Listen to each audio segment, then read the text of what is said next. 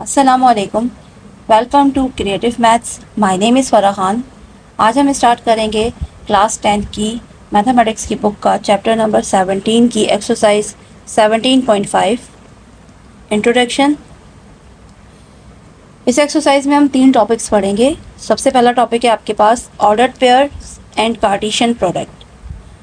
Ordered pair क्या होता है? A pair of numbers in which order is maintained is called an ordered pair. Numbers का ऐसा pair जिसमें तरतीब जो है वो बरकरार रखी जाए, वो ऑर्डर्ड पेयर कहलाता है। ठीक है। For any two real numbers a and b, if we regard a as a first and b as a second, then the ordered pair of a and b is denoted by small bracket a comma b small bracket close। Ordered pair को हम लोग किस तरीके से लिखते हैं? कोई भी आप दो रियल नंबर ले लीजिए, उसके अंदर आपका पहला जो नंबर होगा फर्स्ट नंबर ए कहलाएगा और सेकंड नंबर जो है वो बी कहलाएगा, और इसको हम इस तरतीब के साथ लिखते हैं, स्मॉल ब्रैकेट के साथ, small a comma small b bracket close. ये आपके पास तरतीब है ऑर्डर्ड पेयर की।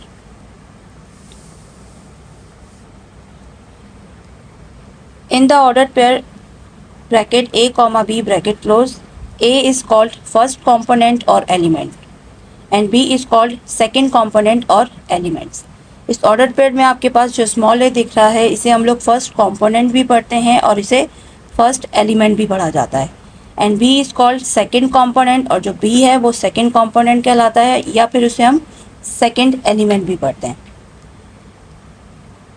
To ordered pair are equal if their corresponding components are equal. दो ऑर्डर्ड पेयर इक्वल उस वक्त होंगे जब उनके जो कॉरस्पॉन्डिंग कॉम्पोनेंट्स हैं वो इक्वल हों। ठीक है। कॉरस्पॉन्डिंग कॉम्पोनेंट्स क्या कहलाते हैं? पहला आपके पास ऑर्डर पेयर है ए कॉमा बी, सेकेंड आपके पास गिवन है सी एंड डी, यानी कि दो आपके पास सेट गिवन है। उन दो सेट्स में जो ऑर्डर पेयर बन रहे हैं वो पहला ऑर्डर पेयर बन रहा है ए कॉमा बी और दूसरा बन रहा है सी कॉमा डी। तो इसके अंदर आपके पास क्या होगा? ए जो है वो बराबर हो जाएगा सी के। यहाँ पे ए इज इक्वल्स टू, यानी फर्स्ट कंपोनेंट के इक्वल होगा और सेकेंड कंपोनेंट के इक्वल हो जाएगा। A equals to C and B equals to D. ये आपके पास ऑल्सो इसे हम लोग कहते हैं इक्वालिटी मेथड। ये आपके पास एक इक्वालिटी मेथड भी कहलाता है, जो हमारे पास सवालों के अंदर आगे काम आने वाला है। सो एक एग्जांपल समझते हैं इससे related. Find x and y if bracket x plus 5 comma 8। ये एक ऑर्डर पेयर आपको गिवन है। स्मॉल ब्रैकेट एक्स प्लस 5 पहला component comma 8 second component bracket close, and bracket 9 comma y minus 6 bracket close. ये आपके पास सेकेंड ऑर्डर पेयर गिवन है, जिसके अंदर 9 जो है आपके पास फर्स्ट कंपोनेंट है और y माइनस 6 सेकेंड कंपोनेंट है। आर इक्वल, इन्होंने कहा है कि ये दोनों आपस में क्या है, बराबर हैं। सो हम इनको सॉल्व करते हैं।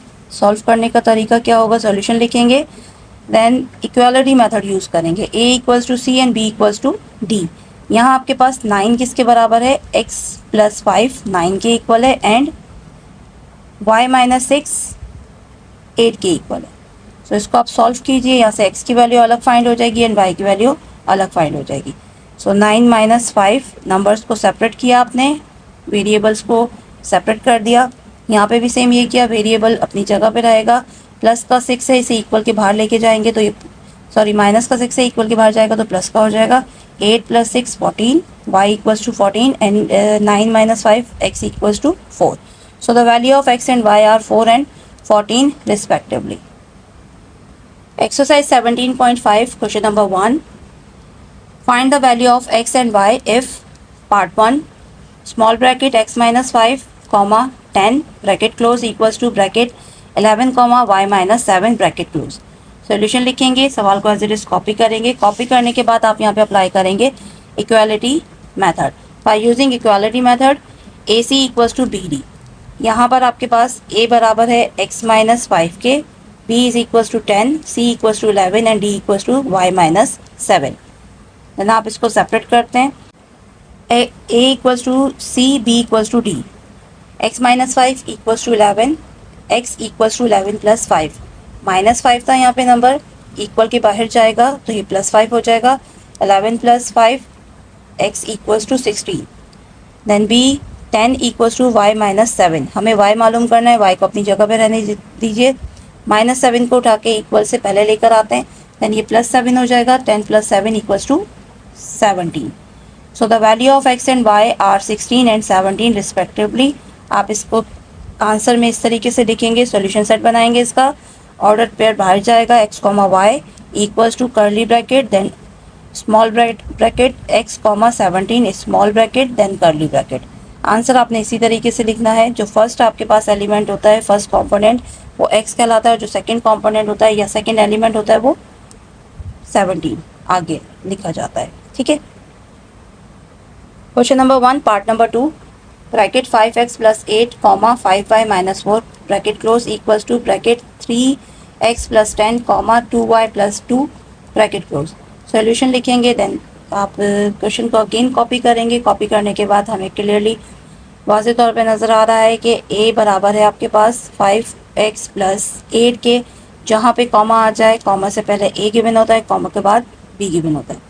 इसी तरीके से सेकंड ऑर्डर आपके पास गिवन है, तो पहला कॉमा a c हो जाएगा और दूसरा d हो जाएगा।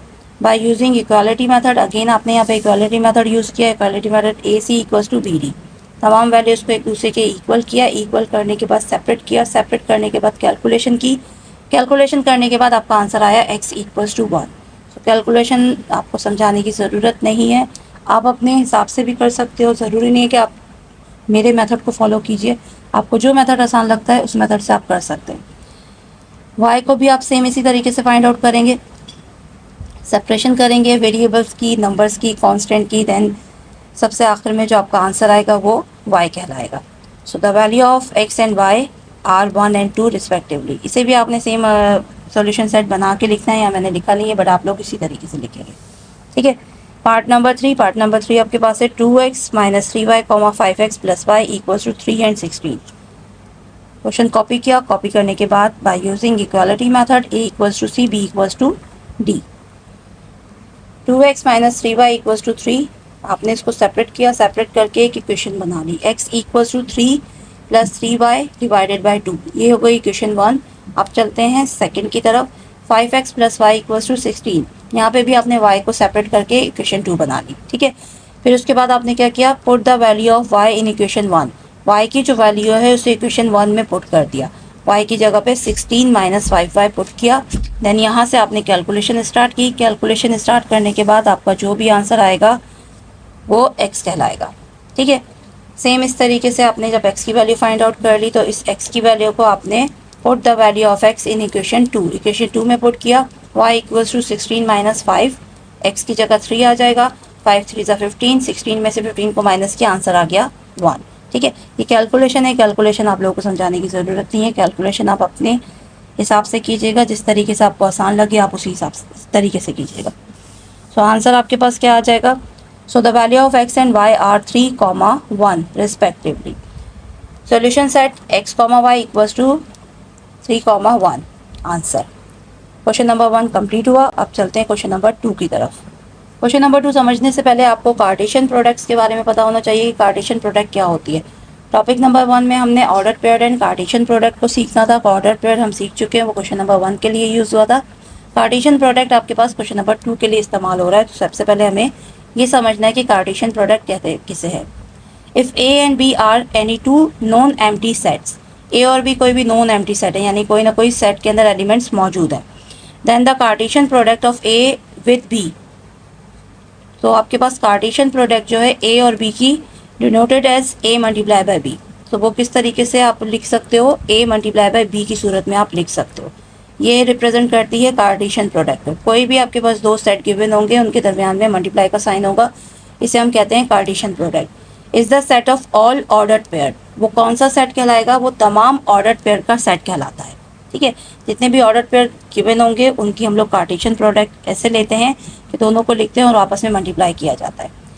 Where small a belongs to capital A and small b belongs to capital B, यहाँ पे आपके पास ऑर्डर पेयर में स्मॉल ए जो है वो रिप्रेजेंट कर रहा है कैपिटल ए को, यानी कि सेट ए के एलिमेंट्स को, और small b belongs to capital B, small b जो है वो रिप्रेजेंट करता है कैपिटल बी को, यानी कि बी सेट के सेकंड एलिमेंट्स को। Okay, now Cartesian product of A with B. अगर कार्टेशियन प्रोडक्ट आपके पास ए है बी के साथ, तो आप इस लिखने का तरीका ये होगा, a multiply by b equals to a पहले है बी बाद में, curly bracket then small bracket a comma B.